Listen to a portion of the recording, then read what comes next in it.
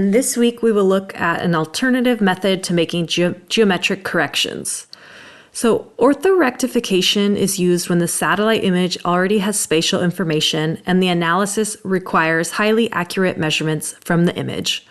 The ArcGIS orthorectification tools require the following inputs: detailed terrain, a camera model, and accurate sensor location.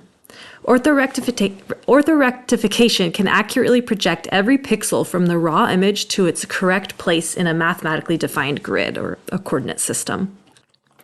The image on the left here depicts a raw World View 2 satellite image. The graphic on the right shows the same scene corrected using orthorectification. This process corrects the image pixel by pixel for topographic distortion. The result is that every pixel appears to be viewed from directly above. That is, the image is a strict orthographic projection. So the orthorectification tools in ArcGIS do the following tasks. They remove internal and external effects in an image, and they georeference by assigning more accurate coordinates to the final image.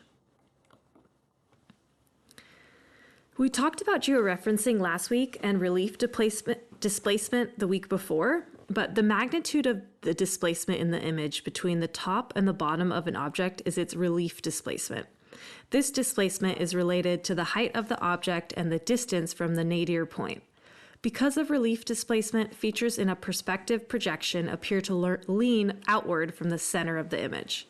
Orthorectified imagery, also known as orthoimagery, is precisely registered to a ground coordinate system, or GCS. Because of this precise registration, the scale is constant throughout the entire image, and the image is free of artifacts, such as crooked line features caused by relief displacement. These properties make orthoimagery map accurate and the clear choice for applications that require accurate positional information and precise measurements of features. So this is orthorectification in photogrammetry. An orthorectified image has the geometric qualities of a map. It has ground features that are displayed in their true XY position because relief displacements caused by the terrain have been removed. This correction enables direct measurements of distances, areas, angles, and positions. Orthorectified images are used to verify vector data. Comparing vector data against up-to-date orthoimagery helps identify feature omissions, misaligned features, or otherwise out-of-date features in a geodatabase. For example, orthoimagery would clearly show when a road intersection is realigned to approve a safety condition. So the graphic on the left shows how an unrectified satellite image may not align with geospatially accurate road lines. And we'll take a look at this next week further. But if you were to zoom in on this image, you could see that like the airport and the runway for the airplanes is not aligned to reality, to really where that runway is. So you can notice the displacement on the raster due to the terrain relief. The graphic on the right shows how the orthorectified satellite scene aligns with the road lines. So after we use some geoprocessing tools, it will rectify the ortho image to be more like how it is in reality. This week, we will learn how to perform orthorectification, or just the beginning process of how to perform it, and then next week we will actually execute some more tools. But graphic depicting a World View 2 satellite image before and then after it has been orthorectified using a DEM. And so the workflow in ArcPro is really important to understand because it's a step-by-step process. And if you don't do the steps correctly, it can easily cause errors. So this week we will learn how to perform orthorectification using the tools in ArcPro, like how to create a mosaic data set, how to add the rasters to that data set, and then additionally how to create an orthomapping workspace. And so the idea of a mosaic data set is that it creates a single raster file from multiple satellite raster types. And then you can block adjust images of mixed satellite types with orthomapping tools, which we will get into today, or this week rather. And you have a mosaic data set that has been block adjusted, and you want to use orthomapping tools to edit GCPs and refine those adjustments, so you can do that as well. The graphic here presents a generalized workflow for orthorectifying a satellite image. So the first step is you input the original image and the RPC DEM information. So it's important that any satellite image also has additional files that show RPC or DEM information, which we do today, this week. We have files that have the TIFF file and XML file. So then the second step is you choose one of three methods in ArcPro, depending on the data and the desired output, your objective. You could choose the image analysis window. You can choose a mosaic data set, which is what we're going to do this week. And then you can also choose a geoprocessing tool, which we will use next week. And then the third step is you orthorectify. So you create the orthorectified image.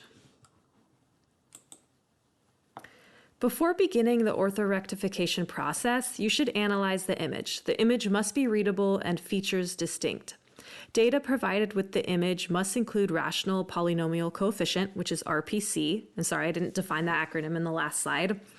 And then for digital elevation model, DEM, you must confirm that the DEM has the following characteristics. It's correctly georeferenced. It's sufficiently detailed. It covers the entire spatial extent of the scene that you'd like to orthorectify, and it's continuous. And most raster DEM files are continuous data. And then you'd want to avoid accidentally rescaling the DEM during reformatting or preparation. You also want to confirm that the spatial resolution of the DEM is as high as can be obtained, so it's as accurate as possible. Typically, 1/10 resolution of the imagery is adequate. And then in some unusual cases, the resolution of the DEM might be higher than the resolution of the imagery. So if so, resample the DEM to the resolution of the imagery. And then you want to compare the data and references of the DEM and the satellite scene. So satellite imagery must use ellipsoidal height above an ellipsoidal model of the Earth. Most available DEMs, however, use an orthometric model. You can use ArcGIS's geoid option to convert from orthometric height to ellipsoidal height. If the DEM references ellipsoidal height, you do not need the geoid option. So although the user interface in ArcPro allows you to run the orthorectification process by choosing an average elevation value when no DEM is available, the resulting raster will not be properly orthorectified. So in order for the average elevation to work, there must be virtually no relief within the satellite scene. So that's why you really need to assess the satellite scene if you're not going to use exact elevation DEM. Determine whether you can orthorectify the satellite image, which I was just touching on in the last slide. So you access the following primary considerations. Can the satellite image be orthorectified? Has the method already been applied to the data? If the vendor has already orthorectified the satellite image, you can immediately proceed to analysis. It is also possible, however, that the imagery has been altered or has incomplete auxiliary data. Orthorectification must be done on the native or raw imagery, but it is still important to consider these points before attempting to process raster data. And so there are many reasons why you may not be able to orthorectify the raster.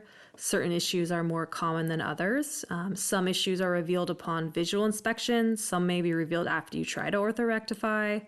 If the imagery cannot be orthorectified, it may be for one of the following common reasons. And that's the reasons listed in this table. So maybe the edge of the raster appears warped or mishappen, or the orthorectify option ArcGIS is just not available, things like that. So this week we will discuss the first two methods, the image analysis window, which creates a temporary raster layer based on the fly processing and applies the geometric function. And I'll show that in the lab video. And then the next method is using the mosaic dataset method, applies the geometric function to the dataset. So once you create a mosaic dataset, it's going to apply the geometric function. And I'll demonstrate that in the lab video as well. So let's take a closer look, and I think a lot of this might make more sense as well. So now navigate to the lab activity for this week 6 module, and then watch the demo, and you could follow along as I perform it, or you could watch it and then try it out for yourself. Thanks.